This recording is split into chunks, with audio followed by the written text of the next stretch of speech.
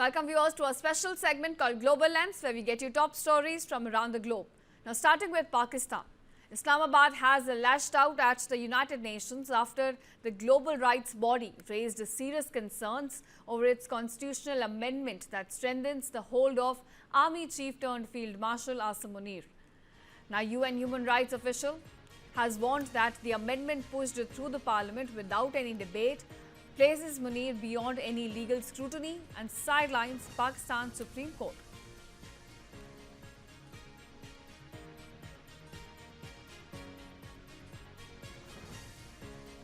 Pakistan's hastily adopted constitutional amendments seriously undermine judicial independence and raise grave concerns about military accountability and respect for the rule of law. These changes, taken together, risk subjugating the judiciary to political interference and executive control.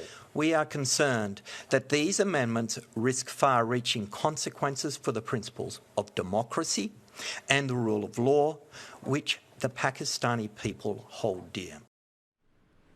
Now viewers, Islamabad insists that the 27th Amendment is its sovereign decision and also claims that it remains fully committed to protecting human rights and dignity in the country. But the United Nations says this move threatens judicial independence in Pakistan.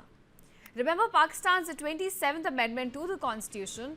It creates a new federal constitutional court to handle constitutional matters, reducing the Supreme Court's authority to only civil and criminal matters. In fact, the amendment also creates a new federal court to deal with constitutional matters and further establishes the Office of Chief of Defence Forces, so thereby elevating Asim Munir to the most powerful person in Pakistan. And now moving on, Bangladesh's former Prime Minister and opposition leader Khaleda Zia still remains in very critical condition at a Dhaka hospital, according to her party. Now, the 80-year-old BNP chief was admitted on November 23rd with a severe chest infection impacting her heart and lungs. Now, her declining health comes at a politically sensitive moment, with the BNP now regaining prominence after Sheikh Hasina's ouster in a student-led uprising that took place last year. Meanwhile, Khaleda's son and acting party chairman Tarique Rahman, who is now living in exile in London since 2008, has now sparked speculation over his potential return to Bangladesh. He said on Facebook that coming back to Bangladesh is not entirely in his control. And responding to this, the Nobel laureate Muhammad Yunus-led interim government has now clarified that there are no restrictions on Rahman's return to Bangladesh and that a travel pass could be issued within a day if he chooses to come home. Now, Rahman has been acquitted in all the cases against him since Hasina's ouster in August last year, so effectively removing all the legal barriers that could have once complicated his return to the country.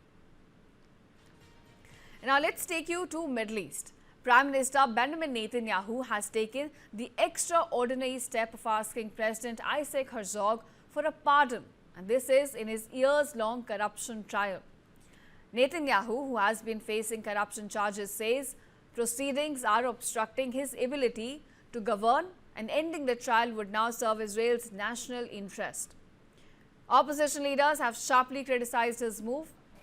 Yair Lapid says that no pardon should be considered unless Netanyahu admits wrongdoing, expresses remorse, and then steps away from political life. Take a look at this report.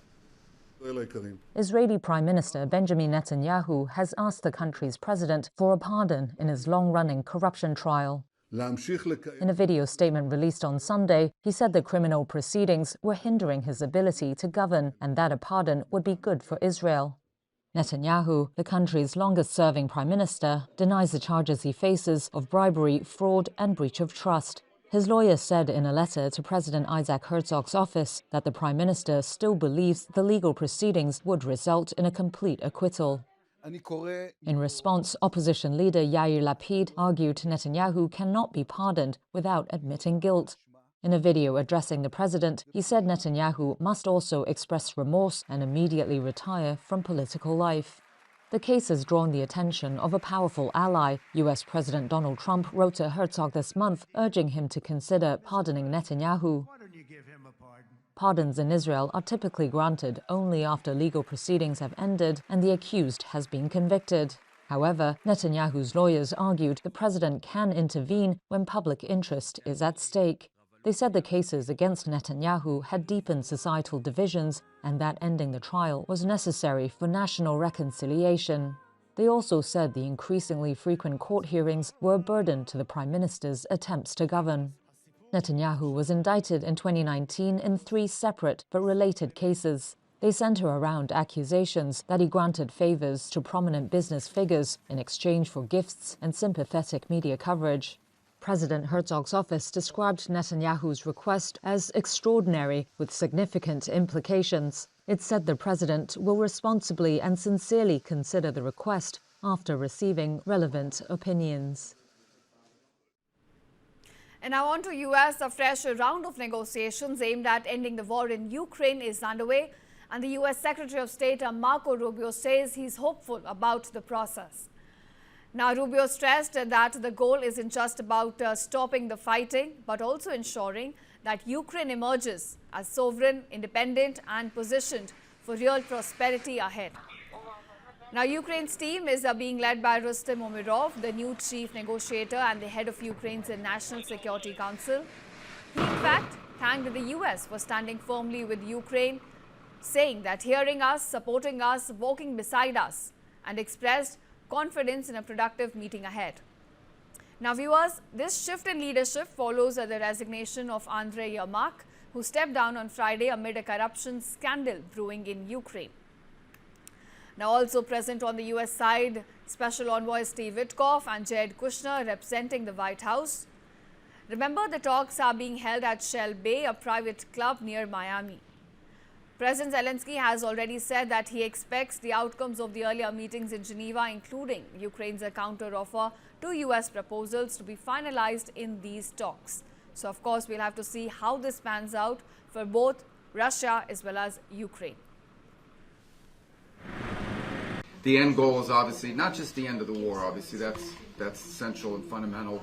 We want to see the end of the killing and the death and the suffering, and I'm sure the Ukrainian side, I know they do as well. They want peace, but it's also about securing an end to the war that leaves Ukraine sovereign and independent and with an opportunity at real prosperity. So we expect to make even more progress today, and we're grateful that you would travel all the way here to Florida. We apologize for the rain. It's not supposed to be raining, but there's only certain things.